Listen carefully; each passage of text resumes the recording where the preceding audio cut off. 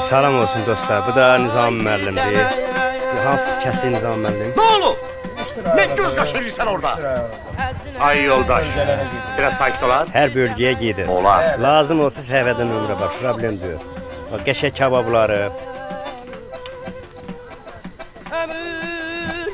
Qəşəng. Badımcan kababı. Arasında buyruq. Sabaladı. Hər bir şey. Və kebabçı qardaşımızdır. Əli qolu var olsun. Dördüz özdə tuğa girmirsən qadın. Elə hüzürləri görkəsən. Bu da tuğa. Düyünə keçirir tuğa. O Nizam qardaş da lüləliyir. Suyla mı? Biraz emosiya alsın. Hamısına salam olsun. Allah hər qapıya toy qismət eləsin.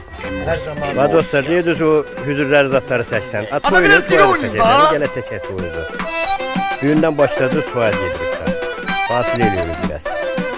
Allah mübarək edin. Sağ geçsin, salamat gəlsin.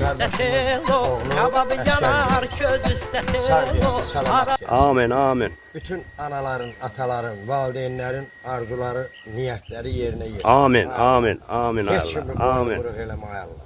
Amin. Uşaq olmayanlara da Allah uşaq qismət eləsin. Amin. Amin.